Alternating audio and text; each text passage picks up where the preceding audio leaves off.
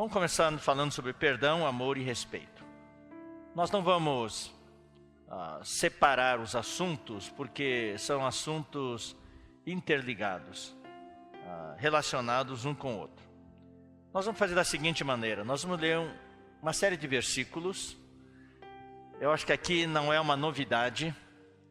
O que nós precisamos fazer é simplesmente relembrar os irmãos do que a palavra de Deus já diz. E os irmãos estão todos familiarizados com esses versículos.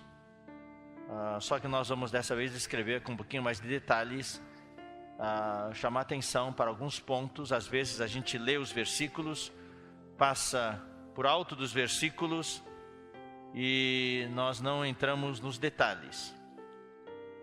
Quando lemos a palavra de Deus, eu acho importante, como casais, vocês lerem juntos alguns. Claro, tem a leitura individual de cada um, mas também deve ter a leitura como casal. Alguns assuntos, ler os versículos juntos e ter comunhão. O marido falar para a esposa o que ele entendeu e vocês vão ficar surpresos. Deixa a esposa falar para o marido o que ela entendeu. Vai ter luz nova ali. Luz nova. A mulher tem uma percepção bem diferente do marido em muitas coisas, isso ajuda. Por isso que muitas vezes nas reuniões de serviço é bom ter o ponto de vista feminino. Ela vê algumas coisas que os homens não veem e ajuda bastante, pode ajudar bastante. No casal, o marido tem certas ideias, nossa sociedade ainda é muito machista. E mesmo na cultura da vida da igreja, nós ainda somos muito machistas. Isso deve mudar com o tempo, deve mudar. Esperamos que não seja muito tempo. Mudar logo, né? Diretas já, tá?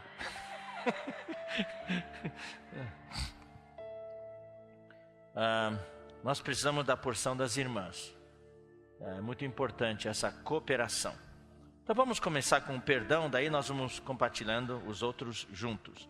A questão do perdão é um problema muito sério no casamento. Na verdade, é um dos fatores principais de separação. São mágoas não perdoadas, ofensas não perdoadas, ressentimentos guardados no coração. E essas coisas guardadas no coração geram um câncer, um tumor no relacionamento conjugal.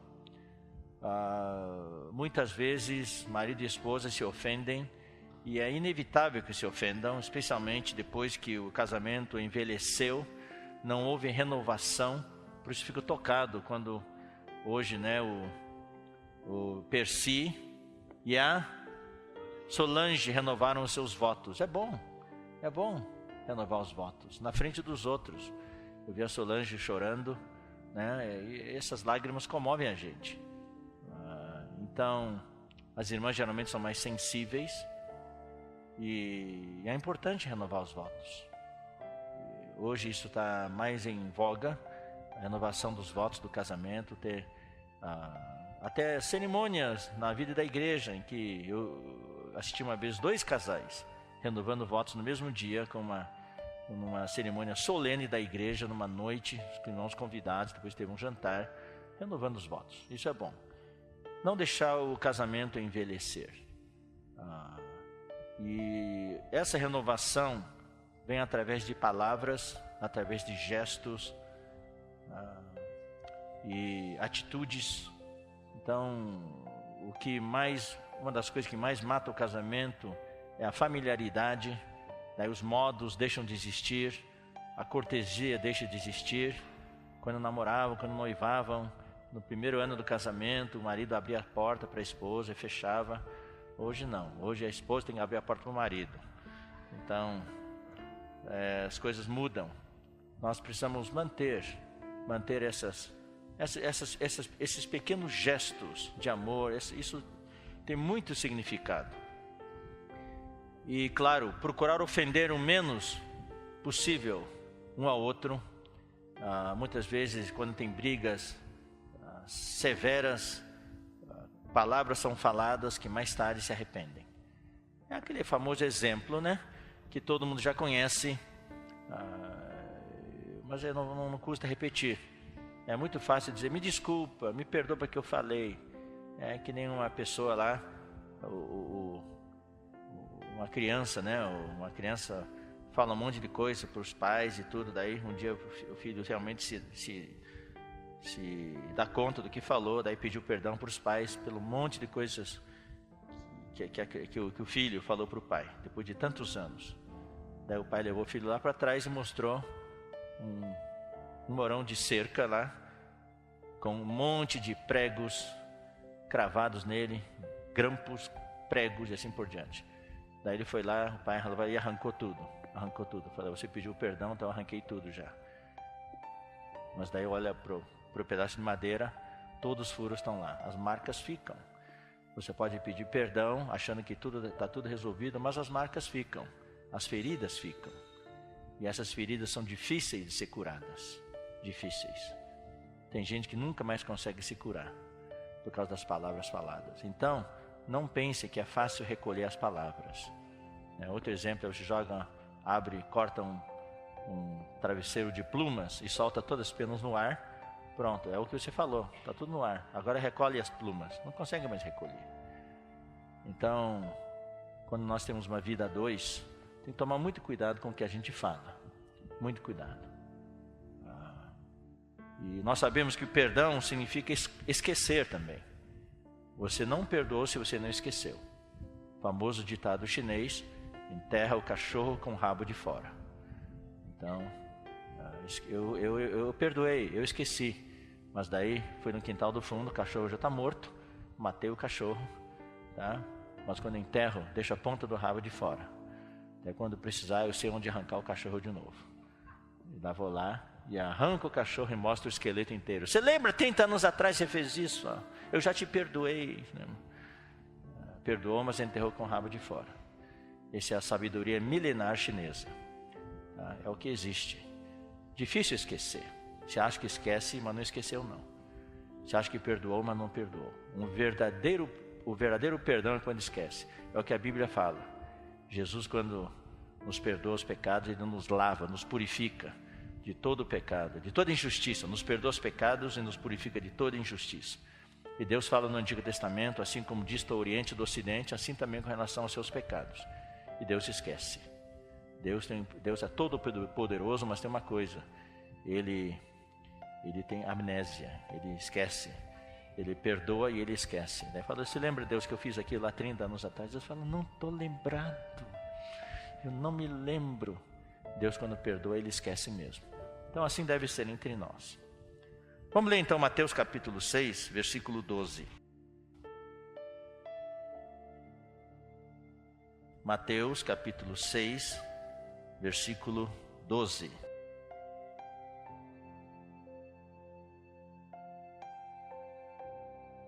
Aqui fala na oração do Pai Nosso, Jesus nos ensina a orar. E um dos itens da oração é, e perdoa-nos as nossas dívidas, assim como nós perdoamos aos nossos devedores.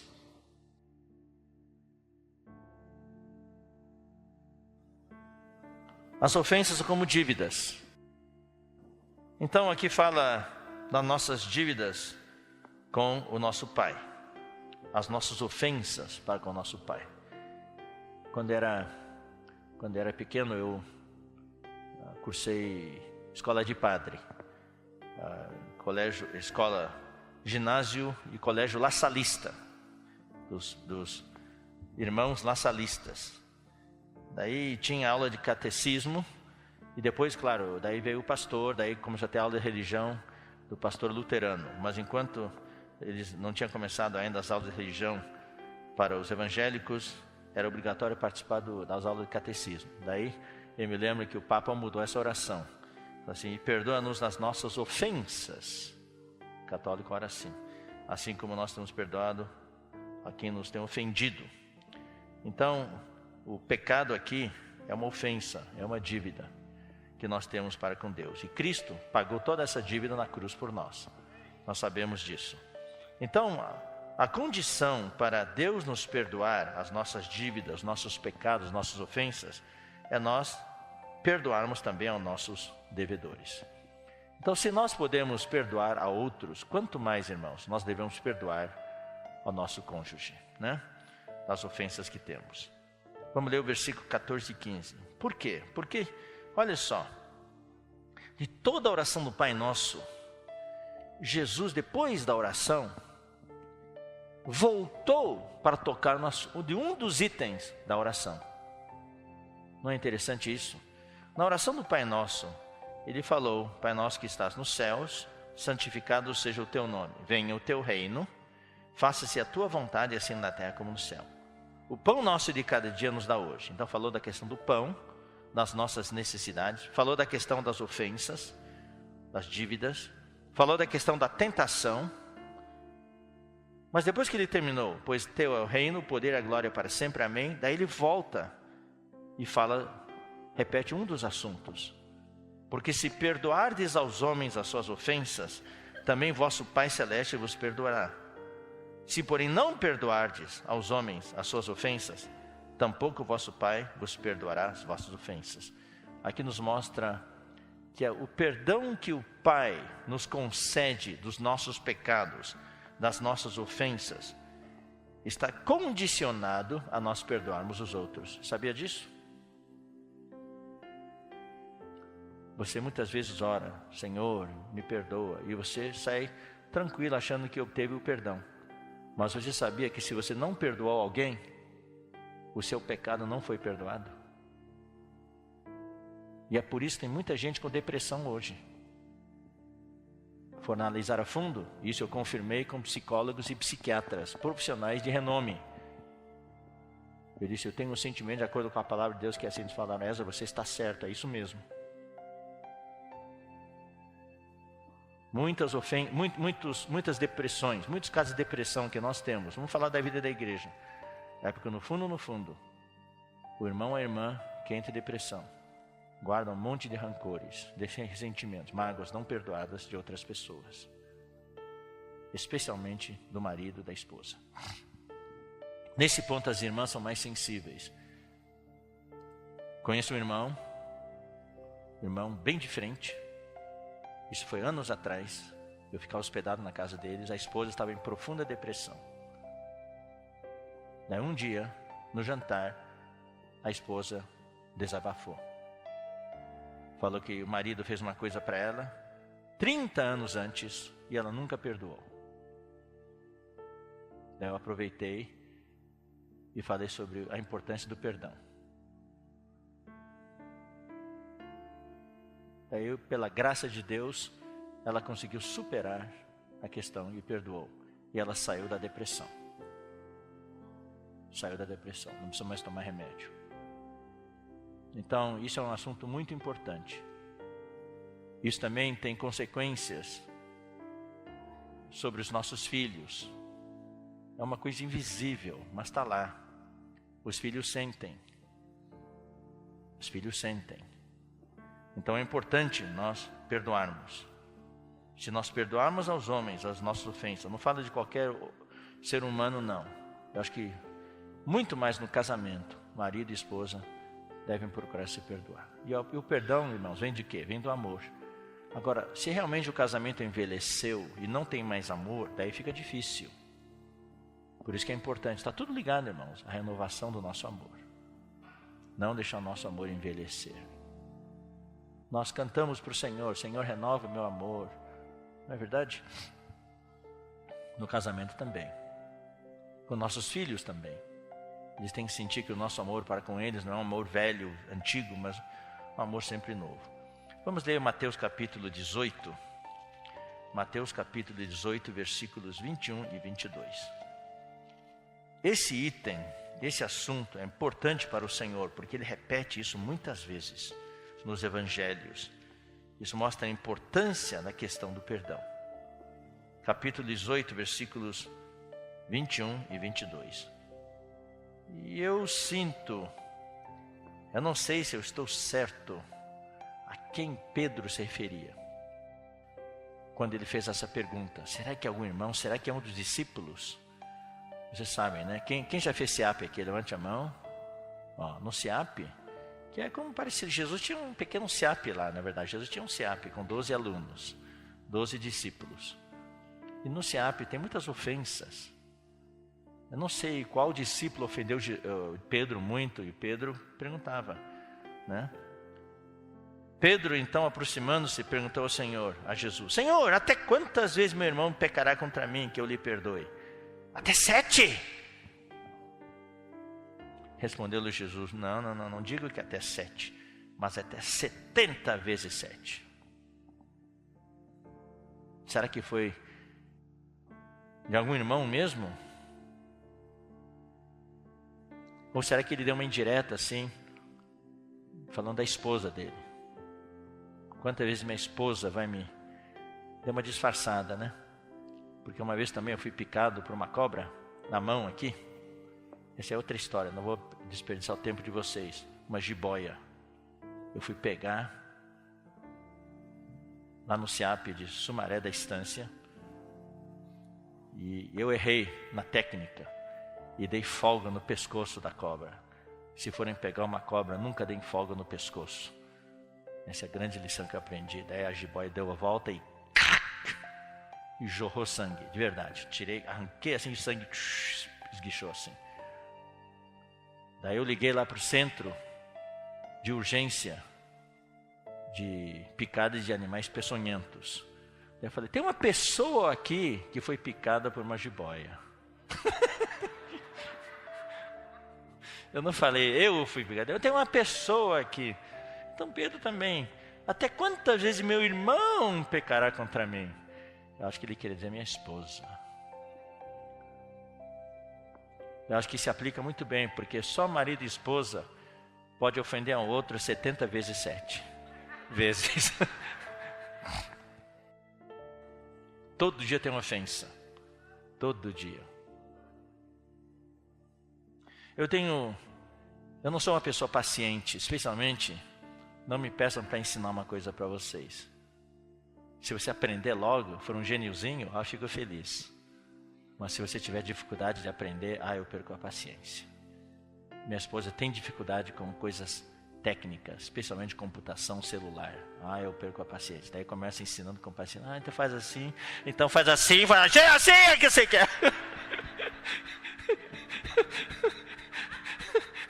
Daí ela tem medo de perguntar para mim. Daí eu peço perdão. Mas isso acontece toda vez. Esse é um ponto que eu ainda não superei, irmãos. Orem por mim. 70 vezes 7. O Senhor nos dá uma oportunidade de amadurecer. Então precisamos perdoar realmente. Perdoar do coração. E esquecer. Marcos 11. Marcos 11. Você pode ver de novo, o mesmo assunto. Marcos 11, versículo 25. E quando estiverdes orando, se tendes alguma coisa contra alguém, eu quero aplicar tudo para o casamento aqui. Nós oramos. E eu recomendo que como casais nós oremos juntos também. Você, assim como eu falei hoje de manhã com relação à palavra, também com relação à oração. Cada um de vocês deve ter sua oração individual, pessoal. Mas como casais, nós precisamos, invariavelmente, obrigatoriamente, ter orações como casal. Para orar por assuntos de interesse do casal. Do relacionamento, da família, dos filhos. E na hora de orar, se nós temos ofensas, se nós ofendemos alguém, ou estou ofendido, nós devemos perdoar. Perdoar. É uma pequena coisa, irmãos, mas não desprezem isso. Esse é um dos grandes obstáculos no casamento. As ofensas vêm. E essa é uma causa. E uma das causas que gera essas ofensas são as dívidas financeiras. Por isso que é importante também na parte humana. Isso aqui é a estatística da ONU. O número 1 fator de separação entre os casais são as dívidas. Porque quando tem dívida, o estresse entra, o nervosismo entra, daí tanto marido como esposa começam a falar coisas indevidas e depois se machucam o outro, no final vem a separação. Então, perdoai para que o vosso Pai celestial vos perdoe as vossas ofensas.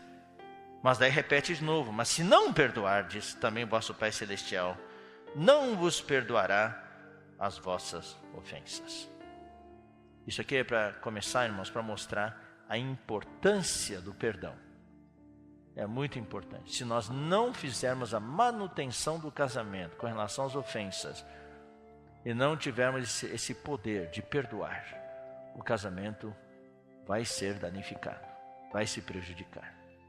E é isso que acontece quando os casais vêm para falar com os irmãos responsáveis, para pedir aconselhamento.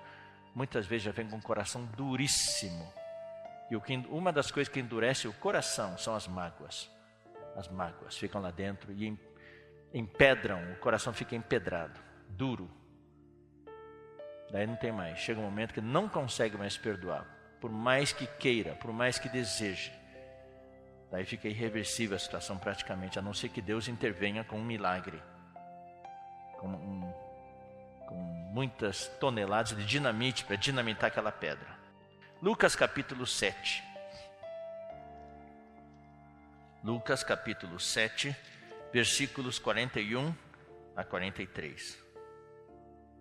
Certo credor tinha 2 devedores, um lhe devia 500 denários, o outro 50.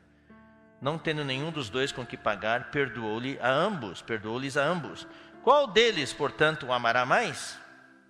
Respondeu-lhe Simão, suponho que aquele a quem mais perdoou. Replicou-lhe, julgaste bem. Daí voltando-se para a mulher, tinha uma mulher que entrou e se jogou aos pés de Jesus, chorando, regando os seus pés com lágrimas, enxugava com os próprios cabelos. E beijava-lhe os pés e ungia com unguento. Isso foi num jantar na casa de um fariseu. E todo mundo julgou, julgou a Jesus por causa disso. Daí Jesus perguntou sobre essa questão da dívida, de 2 devedores. Daí Jesus perguntou, qual deles, portanto, o amará mais? Por causa do perdão da dívida. Simão respondeu, que era um dos fariseus, suponho que aquele a quem mais perdoou. Replicou-lhe, julgaste bem. Daí se voltou para a mulher, disse a Simão, vês esta mulher, entrei em sua casa e você não me deu água para os pés. Esta, porém, regou meus pés com lágrimas e as enxugou com os seus cabelos. Você não me deu ósculo. Ela, entretanto, desde que entrei, não cessa de me beijar os pés. Você não me ungiu a cabeça com óleo, mas esta com bálsamo ungiu meus pés. Por isso te digo, perdoados lhe são os seus muitos pecados. Mas o que eu quero falar não é o que eu li até agora, é essa última frase. Porque ela muito amou. Mas aquele a quem pouco se perdoa, pouco ama. Ou seja, o perdão está relacionado com o amor. Quanto mais nós amamos, mais nos perdoamos. E quem é muito perdoado, também ama mais. Eu creio que entre nós, aqueles que tiveram um passado muito difícil, sem esperanças, e Deus nos salvou, eu creio que hoje ama o Senhor muito mais. Aprecia muito mais do que aquele que era justo aos próprios olhos. Aquele que achava que não precisava de Deus, porque fazia tudo certinho, praticava caridade, nunca fez nada de mal a ninguém. Daí a sua conversão talvez não seja tão forte. Mas na verdade é a mesma coisa.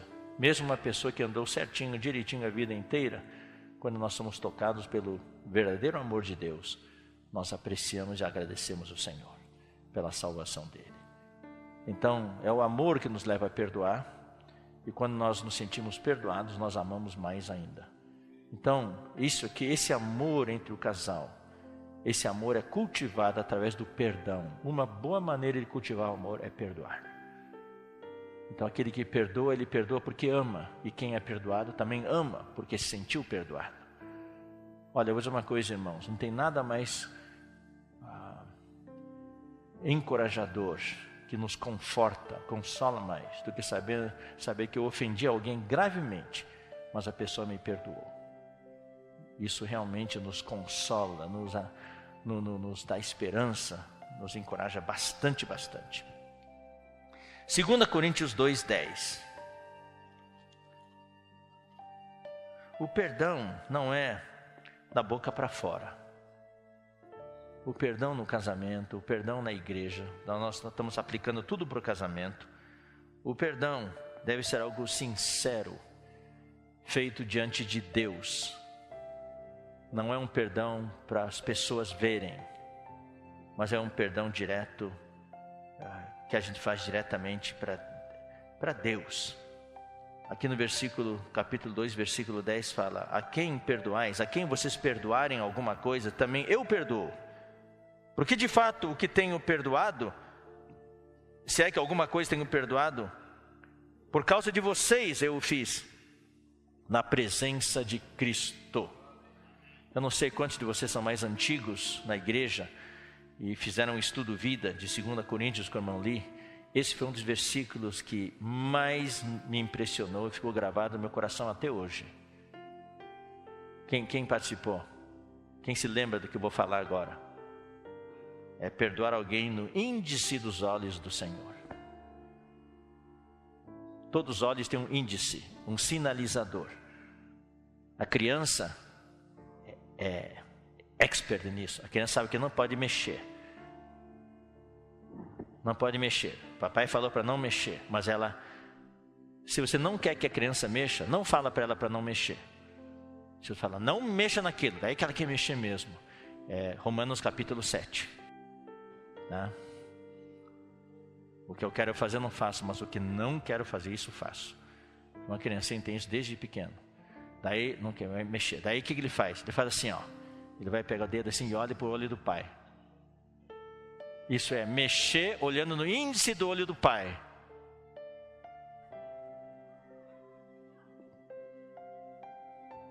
Se o pai, o olho sai fogo, daí ele recolhe. Quando nós perdoamos, nós temos que olhar no olho do Senhor. O Senhor aprova o nosso perdão. Eu perdoo não só por causa da minha causa, por causa da minha esposa ou do meu marido. Eu perdoo porque isso agrada o Senhor. O Senhor quer que eu perdoe. Eu faço isso na presença do Senhor, olhando para o olho dele, e ele faz. Daí eu perdoo, tá? Então isso é muito importante. O perdão tem que ser sincero, do coração. Eu desejo que todos vocês possam ter essa experiência de perdoar sinceramente do coração. Olha, não tem nada que cura mais a nossa emoção do que perdoar. Eu também sei, eu digo para vocês, a coisa mais difícil, por isso que não exijo que ninguém perdoe. Vem um casal reclamar um do outro. Eu não exijo, porque eu sei que só Deus, pelo poder de Deus, é que você consegue perdoar. Não é uma coisa que você fabrica. Não é uma coisa que você inventa. Fala assim, eu vou perdoar. E consegue perdoar. Não. Você precisa do poder do Espírito Santo. É uma das coisas mais difíceis. Então, se tem alguém que tem ofensa aqui, eu creio que há. Que o Espírito Santo possa dar poder para vocês poderem, conseguirem perdoar. E quando vocês conseguirem perdoar, vocês vão ser curados no seu interior. É uma cura incrível. Uma alegria vai inundar o seu ser. Você vai se sentir-se liberto. Uma verdadeira libertação. Efésios capítulo 4.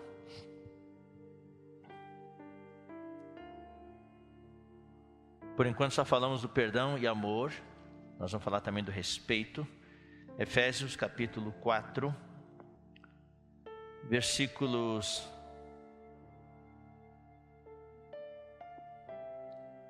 29 em diante. Não saia da vossa boca nenhuma palavra torpe. Aqui no português está torpe. Se você olhar no original grego, alguém sabe o que essa palavra quer dizer de verdade? Torpe. O que quer dizer isso? Alguém quer dar uma opinião? Hã? Como é que é? Já acertou de cara. Não teve graça. É corrompida. Palavra que corrompe. Não é palavra feia, palavrão, não é isso. Pode até ser, mas é uma palavra que corrompe. Corrompe a nossa mente, corrompe as nossas relações. Qualquer coisa que corrompe. Não, literalmente quer dizer uma palavra podre. Uma palavra podre. Que apodreceu. Que não serve mais para nada. Então, gente que fala, palavra torta são palavras fúteis, que não tem sentido nenhum. Uma palavra que corrompe. Aqui uma palavra torpe é uma palavra que corrompe o nosso casamento, destrói, anula. E sim unicamente que for boa para a edificação. Então, antes de falar qualquer palavra para a esposa, para o marido, para os filhos, tem que pensar, essa palavra que eu vou falar edifica, vai ajudar meu relacionamento? Vai ajudar minha esposa? Vai ajudar meu marido?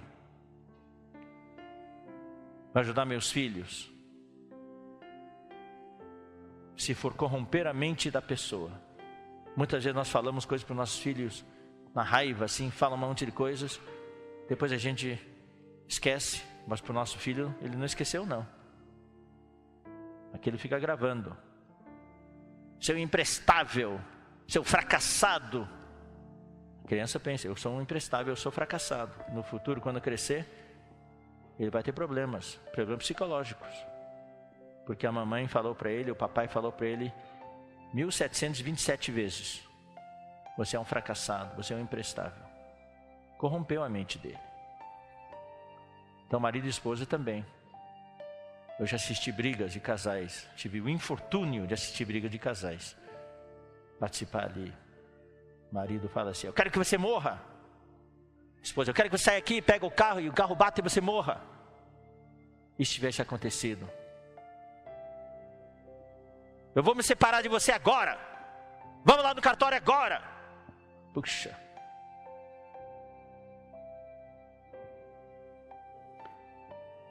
Nós precisamos falar palavras unicamente que forem boas para a edificação, conforme a necessidade. E assim transmita graça aos que ouvem. Marido e esposa precisam cultivar o respeito um pelos outros. Quando falamos palavras assim, é falta de respeito. O marido não respeita a esposa não respeita o marido como pessoa. Nem incrédulo, tem incrédulos, não têm a vida do Senhor, mas respeitam. Estão juntos há 60 anos, já comemoraram bodas de diamante. Tem mais humanidade. Nós temos o Senhor, muitas vezes falta para nós a humanidade. Falamos, exercita o seu espírito, invoca o nome do Senhor 3 vezes, mas falamos palavras horríveis um para o outro. Então, aqui falta o amor, nós ofendemos, não conseguimos perdoar e falta respeito. Está vendo? Está tudo ligado. As ofensas vêm porque não temos respeito um pelo outro. Não respeitamos a outra pessoa como ser humano. Nem para o irmão você falaria isso, mas para a esposa você fala. Por quê? Sua esposa é menos que um irmão? Você não teria coragem de falar isso para uma irmã da igreja, mas para sua esposa você fala. A irmã não falaria isso para nenhum irmão da igreja, mas para o seu marido você fala. Seu marido é menos que um irmão? Nem para os seus amigos incrédulos você falaria isso. Seu marido é menos que um amigo incrédulo? Aí sua esposa é menos que uma amiga incrédula? Então falta aqui o respeito. Nos falta a humanidade, nos falta o que o Pedro Dong chama de splanknon. Isso danifica o casamento. E o pior é que falamos sem hesitação. Falamos na raiva. Falamos sem pensar. Depois talvez nos arrependamos, tentamos curar, trazer flores, chocolates. Não adianta, a ferida já ficou. Se for mais drástico, você decepou os 5 dedos da mão direita da sua mulher. Depois você pede desculpas. Sua esposa não tem mais 5 dedos. E a esposa deu um tiro na coxa do marido. E ele teve que amputar a perna. Depois você pede perdão. O seu marido agora, desde o dia que você acertou, destruiu a perna dele, ele está andando de quê? De muletas. Falando assim, figurativamente falando. Então, esse versículo aqui, não é só uma coisa teórica. Não saia da vossa boca nenhuma palavra torpe, se unicamente que for para edificação, conforme a necessidade, e assim transmita a graça ao que ouve. Amém, amém. Não, se você for analisar a fundo, O assunto é muito grave. E geralmente quando a gente menciona esse versículo, não temos muito tempo, então eu agradeço ao Senhor por essa oportunidade, hoje à tarde, ter uma hora e pouquinho para poder falar sobre essas coisas com mais calma. Para descrever para vocês o quadro perigoso, o perigo. Tudo que falarmos tem que transmitir graça, tem que transmitir cura, transmitir consolo, conforto, encorajamento. A vida já é tão difícil, irmãos, tão difícil. Eu participei de uma palestra uma vez em que o irmão falou: o mundo é uma droga, é ou não é? Está uma droga, então vamos pedir para morrer todo mundo. Senhor, me tira daqui, me leva lá para estar no seu seio, que é muito melhor. Paulo falou isso já no tempo dele. Eu prefiro partir, que é 1000 vezes melhor. Mas por vossa causa eu preciso ficar.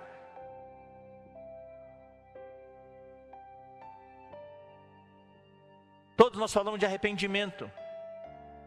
A Bíblia fala, a Bíblia começa, o Novo Testamento, a primeira palavra é: arrependei-vos, porque está próximo o reino dos céus. Arrependei-vos.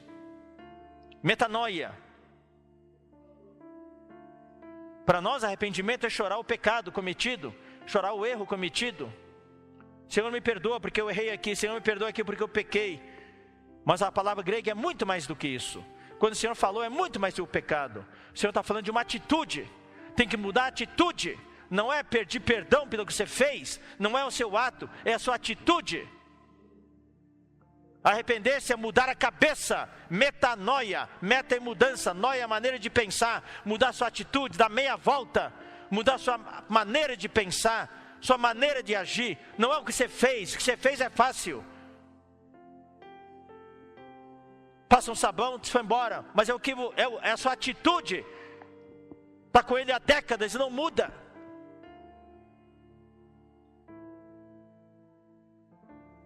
Tem alguns que se arrependem só para poder entrar no céu, entre aspas, para pedir perdão.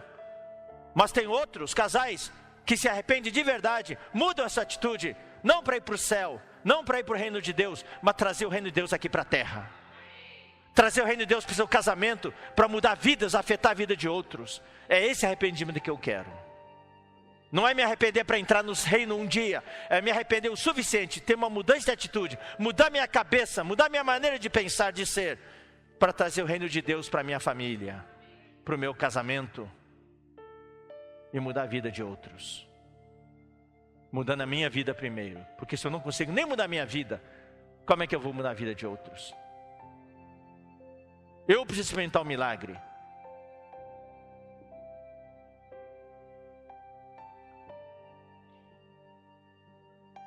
E não entristeçais o Espírito de Deus, no qual fostes selados para o dia da redenção.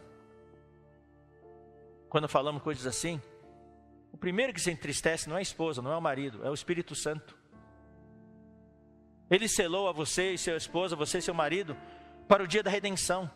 Como é que nós, estando selados, podemos falar essas coisas uns para os outros, faltando de respeito um com o outro, não tendo amor e ofendendo e não conseguindo perdoar? Longe de vós, aqui está o segredo. Paulo é prático aqui.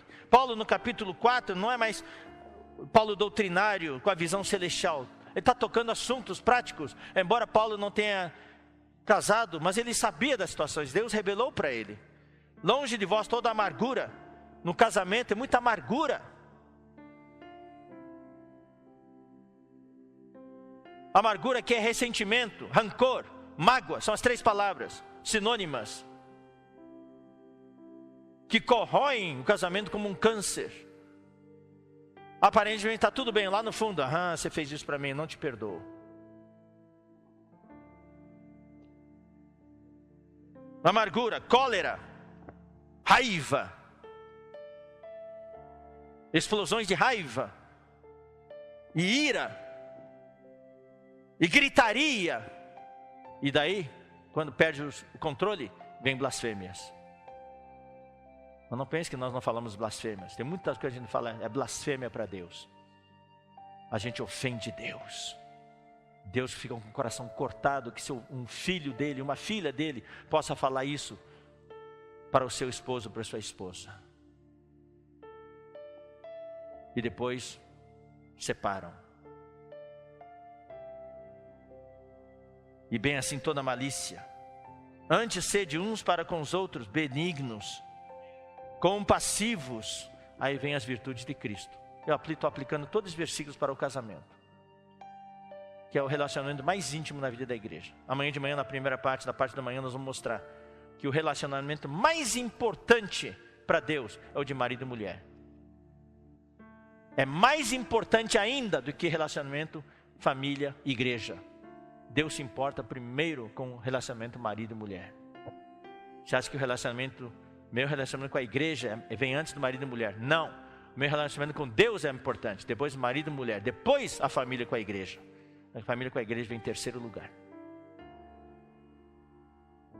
Marido e mulher vem em segundo lugar. Eu com Deus em primeiro lugar. Antes sede uns para com os outros benignos, bondosos, compassivos, cheio de compaixão, cheio de esplancnon. E o resultado é o quê? Perdoando-vos uns aos outros. O perdão. O resultado, irmãos, da vida de Deus é o perdão. Deus provou o seu próprio amor para conosco. De que maneira? Tendo Cristo morrido por nós, sendo nós ainda pecadores. Ele nos perdoou quando éramos seus inimigos, pecadores, rebeldes. A expressão máxima do amor no relacionamento humano é o perdão. E é o mais difícil que existe. Perdoando-vos uns aos outros, como também Deus em Cristo vos perdoou. Vamos ler agora Colossenses capítulo 3, versículo 12.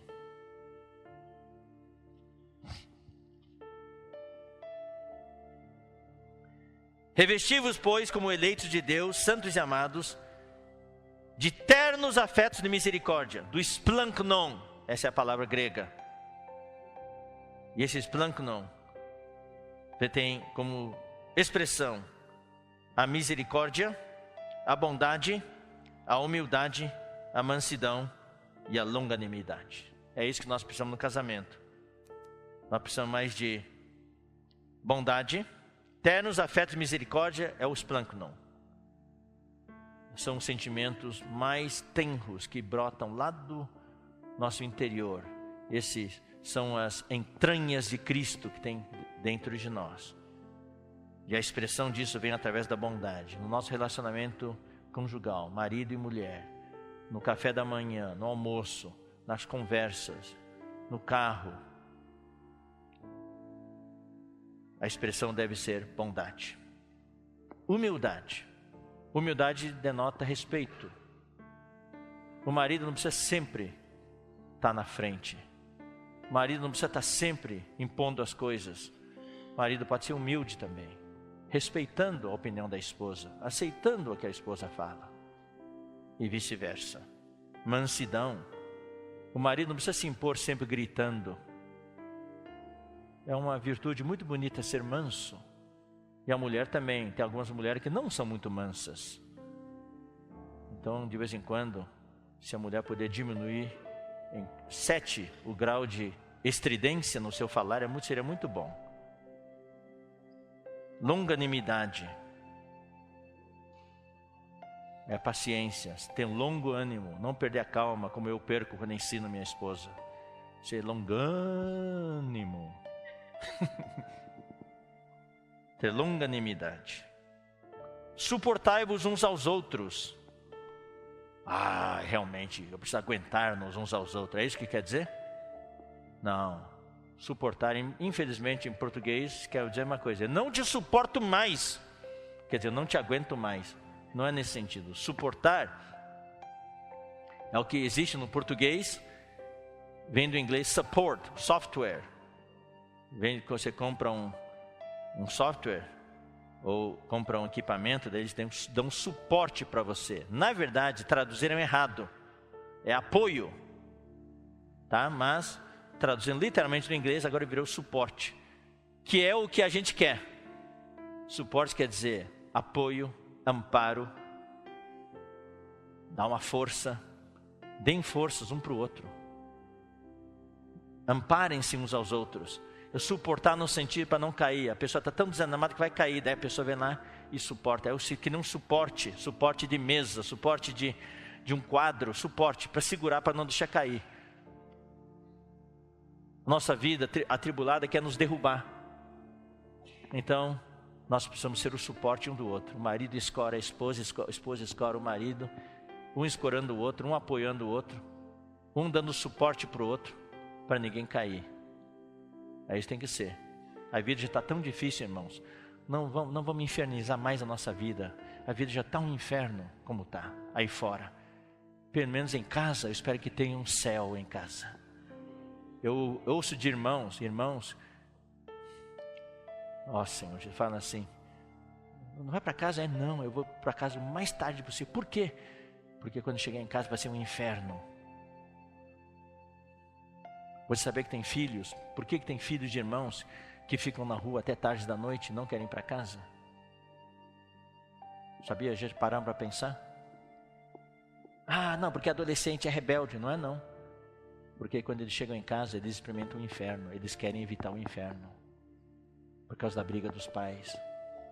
Não sentem mais o amor em casa. Não tem mais clima em casa.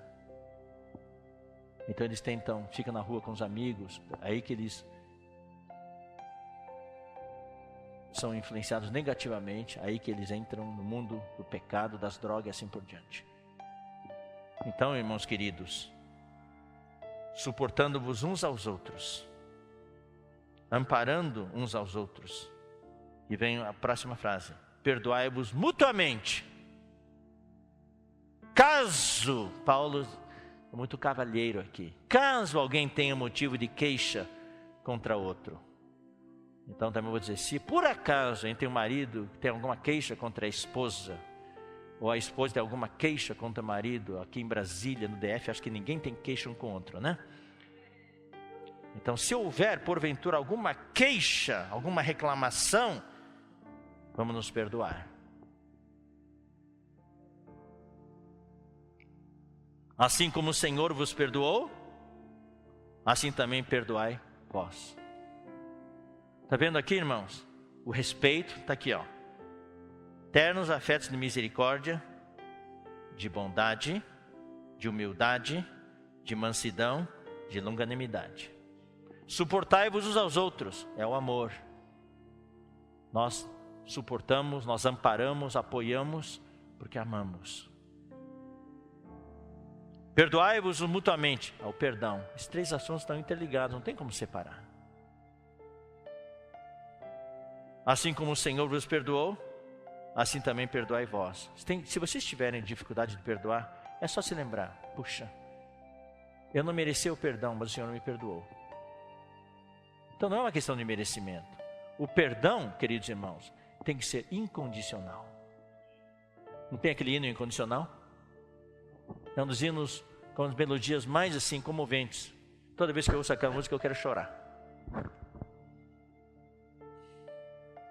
Eu pergunto, tem alguém aqui que merecia perdão de Deus? Levante a mão, quero conhecer. Você merecia o perdão de Deus? Quem que merecia? Eu acho que ninguém merecia o perdão. Mas o amor de Deus para conosco foi incondicional. O perdão de Deus para conosco foi incondicional. Então, para perdoar o cônjuge, não vamos impor condições. Eu perdoo só se você fizer isso e aquilo. Só se você me prometer isso, isso e aquilo, daí eu perdoo. Não, daí está errado. É incondicional. Então, para facilitar a nossa capacidade de perdoar, vamos nos lembrar que o Senhor nos perdoou. Acima de tudo, porém, esteja o amor. Está vendo? O amor entrou de novo aqui. Que é o vínculo da perfeição. Quem que é amor? Deus é o amor. Esse amor é a cola que une o marido e a esposa. Marido e esposa são como dois substratos. E a cola tem que ser boa. Porque esses dois substratos, que é o nosso casamento, vão ser submetidos a torções e a força de tentar arrancar um do outro. E as intempéries, vai chover em cima, vai fazer sol em cima, vai ventar em cima. Se a cola não for boa, vai descolar.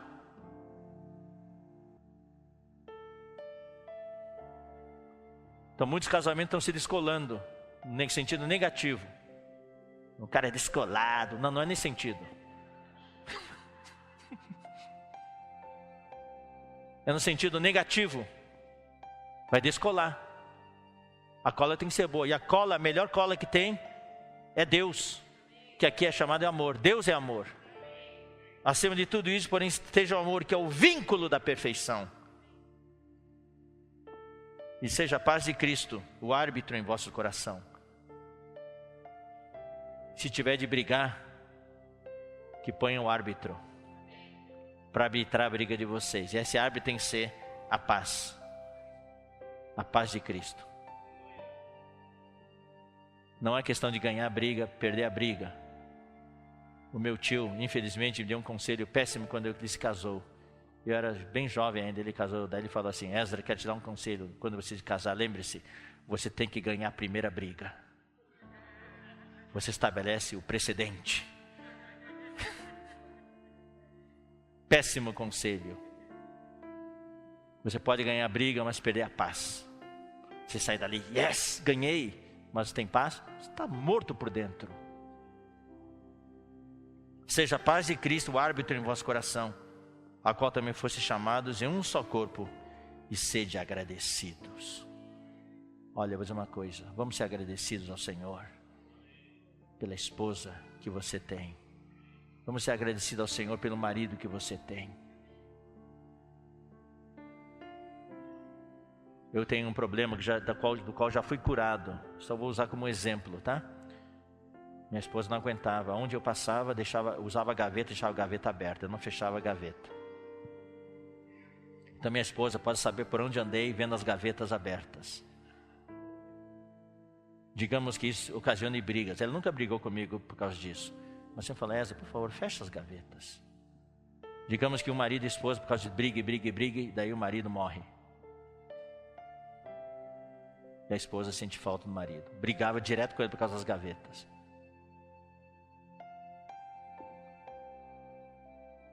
Ela não era grata ao Senhor por causa do marido. Achava esse defeito insuportável. Daí um dia o marido morre. Ela vai no cemitério levar flor e assim por diante. Daí ela lá dentro, ela suspira: ai, como gostaria de, quando eu voltar em casa, pudesse ver as gavetas todas abertas. Esse é o sinal de que o marido voltou.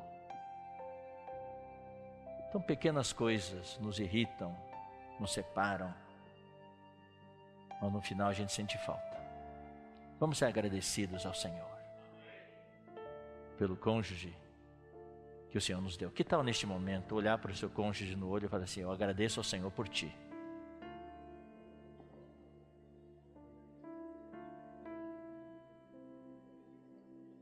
Eu agradeço ao Senhor por ti não quer dizer que você é perfeita, você é perfeito. Não estou dizendo isso. É só simplesmente expressar o sentimento de agradecimento. Agradeço ao Senhor por ti.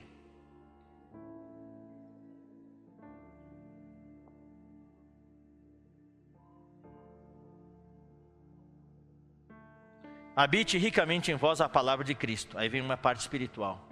Marido e mulher devem juntos receber a palavra de Cristo.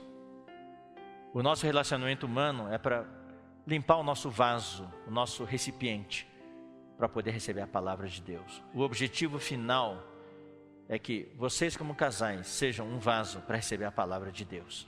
E a palavra de Deus habite ricamente em vocês, para vocês serem instrumentos de honra para o Senhor, vasos de honra para Deus poder usar para ganhar outras pessoas. Amanhã à tarde vamos falar sobre cuidar de outros casais, apacentar casais, mas para isso vocês têm que estar cheios da palavra de Cristo. Instruí-vos, aconselhai-vos mutuamente em toda a sabedoria, louvando a Deus com salmos e hinos e cânticos espirituais, com gratidão em vosso coração. Em casa, cantem juntos, leiam a palavra juntos, vamos servir juntos. E tudo que fizerdes, seja em palavra, seja em ação, fazei-o em nome do Senhor Jesus, dando por Ele graças a Deus Pai. Você pode ver que aqui é uma mescla de da parte espiritual com a parte humana. Isso é a humanidade de Jesus. Isso é o esplêndido de Cristo. A divindade mesclada com a humanidade. E é isso que nós somos homens-deus. Somos filhos de Deus, temos a natureza de Deus, mas também temos a natureza humana. E nós somos casais privilegiados de que o mundo precisa hoje desesperadamente. O mundo precisa de casais normais. O mundo precisa ser salvo. E é através de vocês que o Deus vai salvar o mundo. Pelo menos o mundo onde vocês moram. Vamos ler agora 1 Pedro capítulo 3. 1 Pedro capítulo 3. Versículo 1 a 5. Mulheres, sede vós igualmente submissas a vosso próprio marido. Quem que falou isso? Pedro. Eu quero chamar a atenção para essa frase aqui. Eu realmente não entendia por que tem que falar assim. Toda vez, seja o apóstolo Pedro, o apóstolo Paulo, quando falar das mulheres para amar o marido, sempre fala assim, amar o próprio marido. Ou seja, não é amar o marido dos outros. Submeter-se, aqui não é amar, é submeter-se. Não é submeter-se ao marido dos outros, porque as irmãs têm a tendência de ser submissas ao marido dos outros. Aquele irmão falou, então me submeto. Você falou, não me submeto. Ou seja, as irmãs não submetem ao próprio marido, mas submetem aos maridos dos outros, quando eles são autoridade na igreja. Aquele irmão responsável falar, eu me submeto. Você não me submeto, não. A questão aqui, irmãos, é a submissão. O mais difícil é você submeter ao seu próprio marido.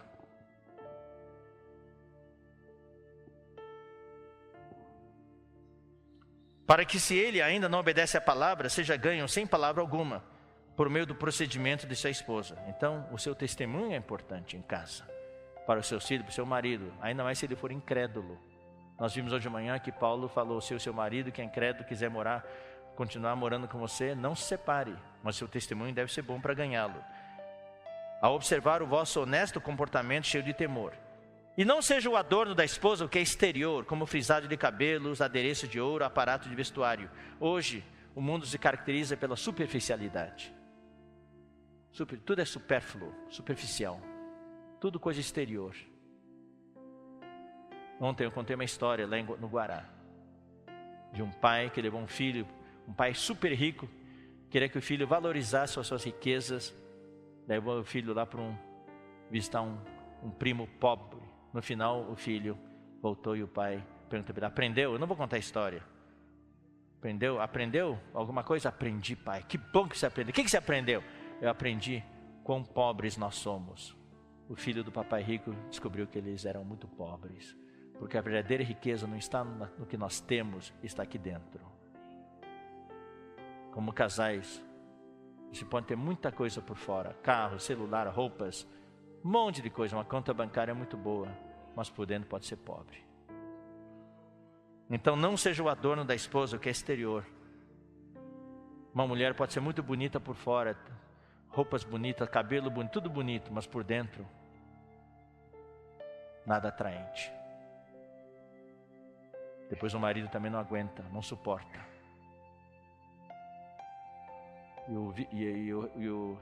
A recíproca também é verdadeira. Seja, porém, o homem interior do coração, unido ao incorruptível trajo de um espírito manso. A nossa verdadeira roupa está no nosso espírito. Tanto marido como mulher, nós devemos cuidar do nosso homem interior do coração. A roupa de um espírito manso e tranquilo, que é de grande valor diante de Deus.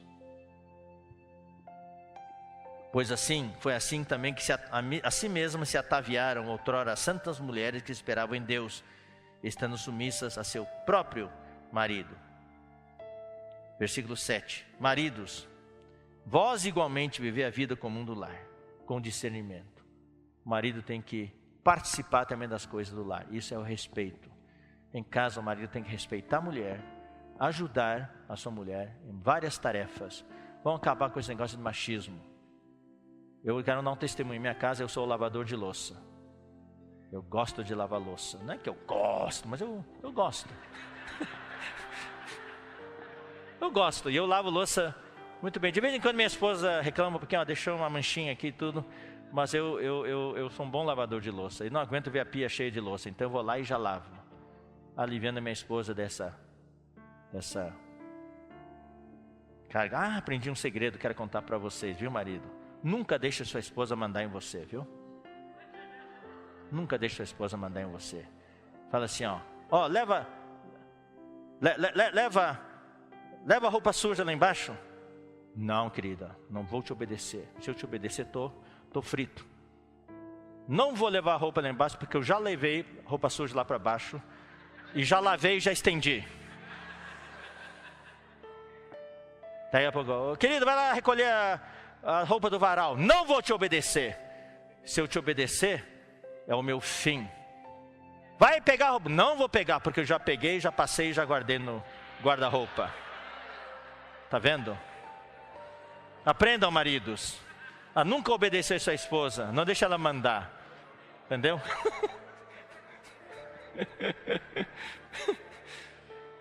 Daí o irmão mandou isso para mim.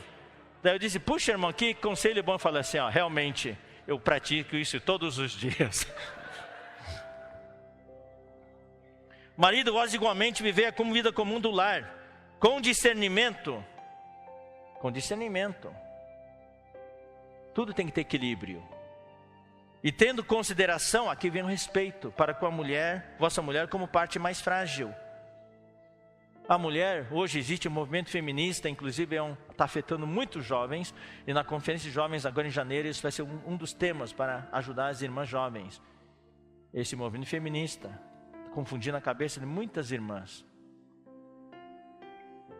Tendo consideração com a mulher como a parte mais frágil, quando briga, discute, daí a mulher começa a chorar. Ela é a parte mais frágil, mas a mulher é forte em muitas outras coisas, que o homem não é forte. Mas emocionalmente a mulher é mais frágil. E o marido precisa se lembrar disso. Não fale coisas que machuquem a sua esposa emocionalmente. Tratai-a com dignidade, tá vendo? O respeito. Tratai a sua esposa com respeito. Ela é sua esposa, ela é irmã também da igreja. Tratem a sua esposa com dignidade. Por quê? Porque o objetivo de estarem juntos é herdar juntos a graça de Deus. A graça de vida, a herança foi dada para o casal. Você não casou, querido irmão, para sua esposa cozinhar para você, lavar sua roupa, passar sua roupa. Você casou com a sua esposa para juntos herdarem a graça de vida. Porque sois juntamente herdeiros da mesma graça de vida, para que não se interrompam as vossas orações. Tudo na família, no casal, as brigas, os problemas, é para interromper as vossas orações. Pode ver, a coisa que mais atrapalha é a oração, que atrapalha as suas orações. Eu nem vou perguntar quantos oram juntos. Quando você quer orar junto, começa a orar juntos, vem uma briga feia, daí por meses vocês não oram. Agora meus pais, eu tenho que tirar chapéu para eles. Meu irmão Samuel, meu pai já está dormindo no Senhor, já dorme no Senhor. E eu vou dizer, e meu pai também já reconheceu isso publicamente. E de vez em quando eles brigavam feio. Brigavam feio, porque na nossa família tem um gene terrível de sempre querer ganhar as brigas. Não briguem comigo, por favor, porque você vai perder a briga. Tem até irmãos que falaram que eu devia ter sido um advogado. A família Má tem um gênio muito forte. Salomão morou aqui com você, você sabe, né? Gênio muito forte. Então você põe várias da família Má. Coitado dos nossos genros que se casam com as nossas filhas. Opa, desculpe, não me dei conta que minha filha está aqui. A gente brinca, tá? A gente gosta de brincar. Mas não é... Quando a gente tem o gênio forte, queridos irmãos, é muito difícil. Até meus pais, quando brigavam feio, daí eu pensei, puxa, não vão orar mais juntos. Pelo contrário. Brigam. Daí meu pai olhava para o relógio assim, opa, está na hora de orar. Daí parar uma briga para orar. E depois de orar, a briga também cessou. briga também cessou.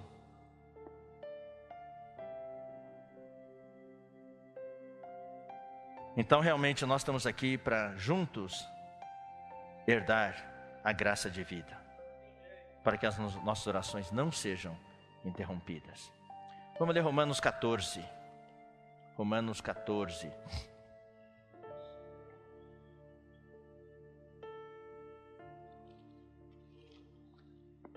Acolhei o que é débil na fé, não porém para discutir opiniões.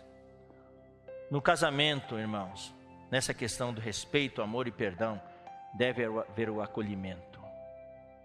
Para evitar a separação, o divórcio, tem de haver o acolhimento. Se não houver acolhimento, é separação. Deve haver o acolhimento na igreja, mas no casamento deve haver o acolhimento. Antes de casar, a maioria aqui já é casado, não sei se tem alguém aqui que ainda não casou, vai casar? Tem alguns aqui, tá? Então, nós precisamos nos dar conta que homem e mulher, amanhã nós vamos falar mais um pouco sobre isso, que o homem e a mulher são diferentes. Eu sou diferente da minha esposa é diferente de mim, temos coisas comuns. É por isso que Deus colocou marido e esposa juntos, para se completar um ao outro. Se todos fossem iguais a mim, Deus me livre. Eu seria o primeiro a fugir. Eu me divorciaria de mim mesmo. Então, o que Deus valoriza é a diversidade. Nós somos membros do corpo de Cristo. Então, marido e mulher devem se acolher um ao outro. Acolher ao que é débil na fé, não porém para discutir opiniões. Já estamos juntos. Vamos construir, em vez de desconstruir, vamos construir. Um crê que tudo pode comer, mas o débil come legumes. Então agora eu vou aplicar isso para o casamento. O marido acha que tudo pode comer, mas a mulher só quer comer legumes.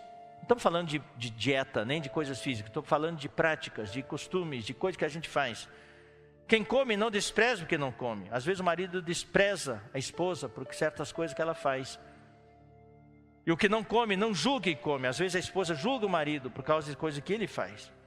Porque Deus o acolheu. Quem és tu que julga o servo alheio? Para o seu próprio Senhor está em pé ou cai. Mas estará em pé porque o Senhor é poderoso para o suster. Um faz diferença entre dia e dia. Outro julga iguais todos os dias. As esposas, puxa, tenho a sensação, puxa, esse dia é diferente daquele. Mas o marido não tem, o marido é um cara que não tem noção das coisas. Para ele tudo é igual, tudo é igual. Parece que não tem noção. Mas a esposa consegue distinguir tudo. Mas cada um tem opinião bem definida em sua própria mente. Quem distingue entre dia e dia, para o Senhor o faz. Quem come, para o Senhor come, porque dá graças a Deus. E quem não come, para o Senhor não come e dá graças a Deus. Porque nenhum de nós vive para si mesmo, nem morre para si. Porque se vivemos, para o Senhor vivemos. Se morremos, para o Senhor morremos. Quer pois vivamos ou morramos, somos do Senhor. Então, se vocês tiverem essa visão, irmãos, o casamento vai ser uma felicidade. O casamento é uma oportunidade para nós aprendermos a acolher uns aos outros. Se nem no casamento nós conseguimos acolher uns aos outros, irmãos, esquece a vida da igreja, nós não vamos conseguir acolher os irmãos. Não vamos conseguir acolher. Não vamos conseguir praticar a unidade, a unanimidade. Não vamos conseguir aceitar os irmãos que, diferentes origens, grupos cristãos, a gente quer praticar, acolher as pessoas. Nós não vamos conseguir, porque tem práticas totalmente diferentes das nossas. Vamos continuar sendo um clube fechado, apesar de dizer que acolhemos todos, mas na verdade nós não acolhemos a ninguém. O treinamento começa no lar. Foi precisamente para esse fim que Cristo morreu e ressurgiu, para ser Senhor tanto de mortos como de vivos. Tu, porém, por que julgas teu irmão? Por que julga teu marido, tua esposa? E tu, por que despreza teu marido e despreza tua esposa? Pois todos compareceremos perante o tribunal de Cristo. Versículo 12. Assim, pois cada um de nós dará contas de si mesmo a Deus. Versículo 17. Porque o reino de Deus, e eu vou dizer uma coisa, o seu casamento é uma miniatura do reino de Deus. Porque o reino de Deus não é comida nem bebida. Não vale a pena discutir e brigar por essas coisas. Mas o teu casamento é justiça e paz e alegria no Espírito Santo. Capítulo 15, versículos 1 a 7. Tanto o Miguel explicou isso muito bem na conferência. E lá em São Luís, no encontro de casais, ele falou de novo sobre isso. Por isso estou repetindo aqui, é muito importante isso. Ora, nós que somos fortes devemos suportar as debilidades dos fracos. Se o marido acha que é mais forte que a esposa, então cabe a você a tarefa de suportar, apoiar as debilidades da sua esposa e não agradar a nós mesmos. O problema no casamento é que tanto o marido como a esposa procura só se agradar a si mesmo.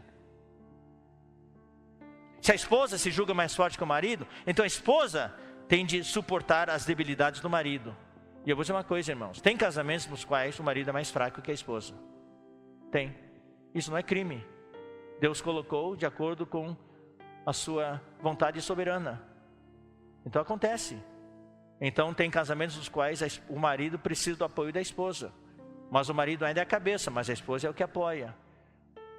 Áquila e Priscila, por exemplo. Quem que conhecia mais a palavra? Quem que tomava mais iniciativa? Era a Priscila, mas ela estava debaixo de Áquila. E muitas vezes a Bíblia usa, às vezes Áquila primeiro, mas a maioria das vezes usa o nome de Priscila primeiro. Ela estava na liderança espiritual, mas era um casal. Serviam juntos e através deles muitos foram salvos, foram ajudados. Então às vezes a esposa é mais forte que o marido. Graças a Deus, Deus colocou os dois juntos. Então a esposa que é forte, deve suportar a debilidade do mais fraco, que é o marido. E a esposa não está aqui para agradar a si mesma. Portanto, cada um de nós agrade ao próximo no que é bom para a edificação. Agrade ao cônjuge no que é bom para a edificação. Porque também Cristo não se agradou a si mesmo. Antes, como está escrito, as injúrias dos que te ultrajavam caíram sobre mim. Pois tudo quanto outrora foi escrito para o nosso ensino foi escrito, a fim de que pela paciência e pela consolação das Escrituras tenhamos esperança. Ora, o Deus da paciência e da consolação e do encorajamento, consolação aqui é encorajamento, isso é para o casal aqui, vos conceda o mesmo sentir, marido e esposa, de uns para com os outros, segundo Cristo Jesus, para que concordemente, em unanimidade, e a uma voz, com uma só boca, glorifiqueis a Deus e Pai de nosso Senhor Jesus Cristo. Portanto, querido marido, querida esposa, que estão presentes hoje à tarde aqui, acolhei-vos uns aos outros, como também Cristo nos acolheu para a glória de Deus. Capítulo 3 de Efésios, de Colossenses.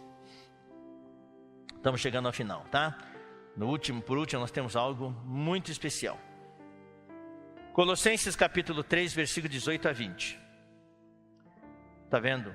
Aqui de novo a mesma frase. Aqui a hora quem fala é Paulo. Esposas, sede submissas ao próprio marido.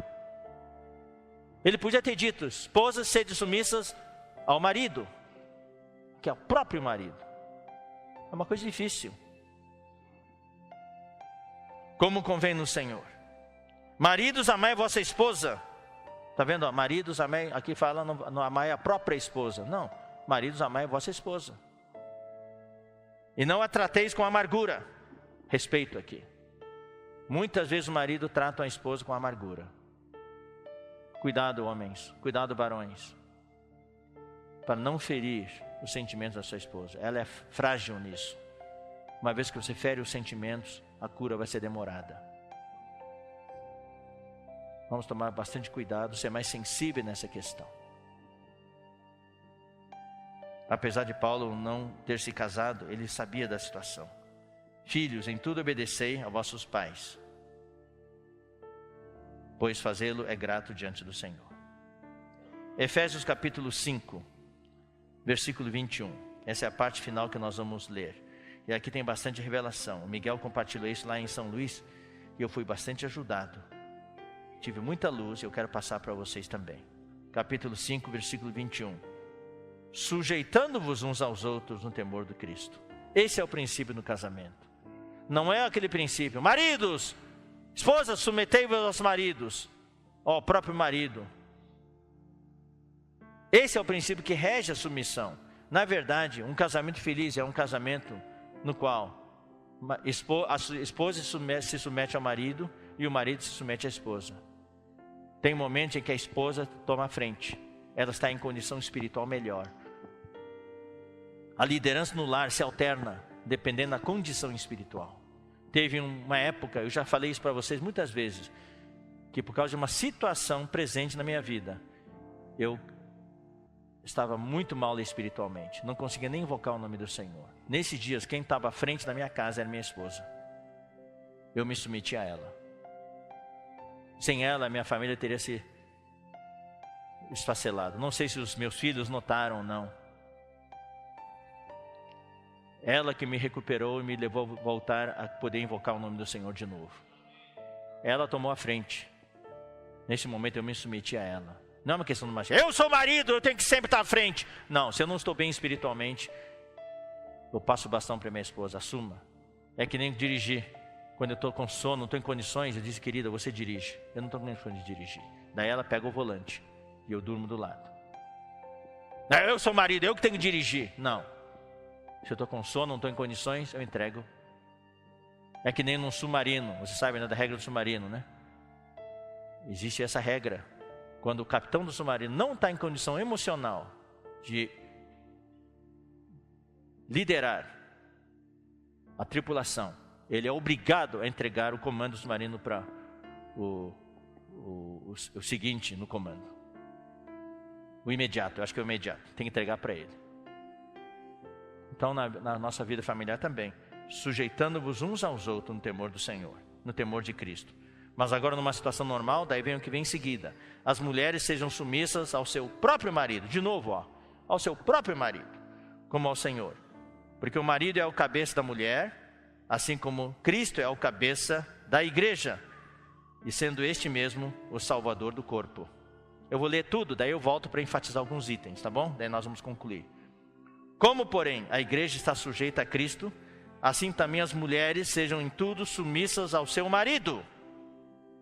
Maridos, amai vossa mulher, como também Cristo amou a igreja e a si mesmo se entregou por ela, para que a santificasse, tendo-a purificado por meio da lavagem de água pela palavra, para apresentar a si mesmo igreja gloriosa, sem mácula, nem ruga, nem coisa semelhante, porém santa e sem defeito. Assim também, os maridos devem amar a sua mulher como ao próprio corpo. Quem ama a esposa, a si mesmo se ama. Porque ninguém jamais odiou a própria carne, antes a alimenta e dela cuida, como também Cristo o faz com a igreja, porque somos membros de seu corpo. Além de ser marido e esposa, nós temos que nos dar conta que tanto marido como esposa são membros do corpo, somos irmãos da igreja.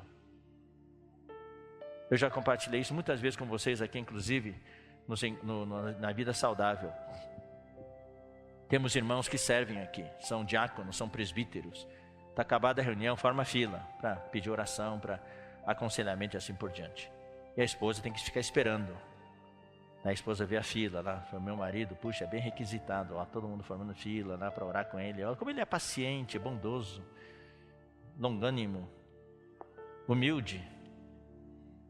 Puxa, eu estou passando uma dificuldade, quando chegar em casa eu vou pedir oração dele também. Aí termina lá, a reunião termina às 9h30, 10h30 estou indo para casa. Eu chego em casa, querido, a esposa fala, querido, também queria falar com você. Não tenho tempo para você agora. Mas no local ele tinha tempo para todos os irmãos, mas não tem tempo para a esposa, tá vendo? Esse é o problema. Porque o marido, por causa de familiaridade, não tem um respeito com a esposa. Então, o conselho que a gente dá para os irmãos é o seguinte: querida irmã, acorda, entra na fila no local.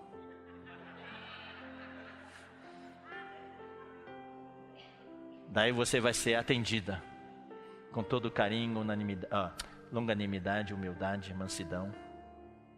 Por isso, uma vez uma irmã pediu para o Miguel para se mudar para o local, para morar no local. Ela tem uma casa enorme, com piscina, churrasqueira, tudo. Miguel não entendeu. Por que você quer mudar para o local? Você está louca? Sua casa é tão boa. Eu falei assim, porque só no local que o meu marido é maravilhoso. Ela queria o marido do local. Entendeu? Eis porque deixará o homem, seu pai e sua mãe, se unirá à sua mulher e se tornarão os dois uma só carne. Grande é este mistério, mas eu me refiro a Cristo e à igreja. Não obstante, vós, cada um de per si, também ame a própria esposa como a si mesmo. E a esposa respeite ao marido. Está vendo? Respeito aqui, o amor, está tudo intercalado.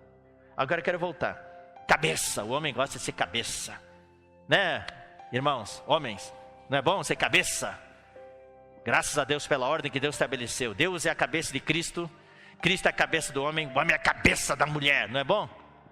Então eu pergunto para vocês, quero que vocês respondam. Qual é a função da cabeça? Como marido em casa, qual é a sua função? Alguém pode me dizer? Fala para mim, por favor. Qual é a sua função como cabeça? Hã? Mandar? Dar ordens? É isso? Isso que a cabeça faz? A gente acha, né? Como cabeça, eu que dou as ordens. Faz isso, faz aquilo. Ô querida, faz isso, faz aquilo. É isso a cabeça? Isso que o mundo entende como cabeça.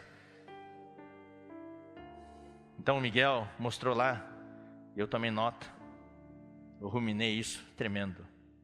Versículo 23. Porque o marido é a cabeça da mulher. Aqui não é o cabeça, é a cabeça da mulher. Como também Cristo é a cabeça da igreja, sendo este mesmo o salvador do corpo. A cabeça tem muitas funções. Então maridos, tomem nota por favor. Tomem nota. Se o irmão puder, cuidando do computador, escrever essas palavras ali na frente, seria bom, tá? Número 1, a cabeça salva. Como o marido tem que salvar a sua esposa das suas situações. Versículo 25, maridos, amai vossa mulher.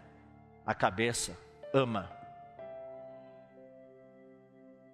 Você precisa amar mais. A cabeça ama. Como também Cristo amou a igreja e a si mesmo se entregou por ela. A cabeça se entrega por sua esposa. Então a cabeça salva, ama e se entrega. Alguém ainda quer continuar sendo cabeça ou não? Tá, vamos continuar. Versículo 26. Para que a santificasse, a cabeça santifica a esposa. Tendo-a purificado, a cabeça purifica a esposa. Com palavras, com a palavra de Deus. Por meio da lavagem de água pela palavra, a cabeça lava a esposa interiormente.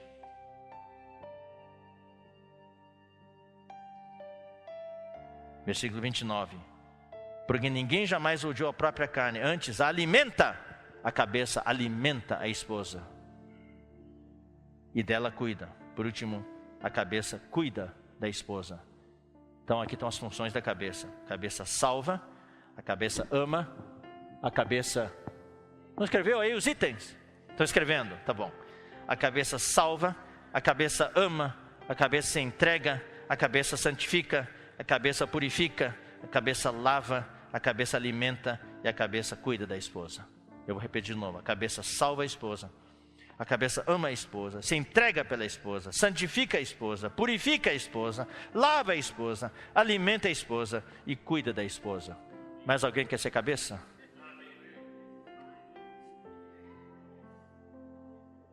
Tem nada de ordem aqui. Ser cabeça não é fácil. Isso é ser cabeça da casa, ser a cabeça da esposa, seu marido. Todas essas funções. Então realmente, o título é muito pertinente.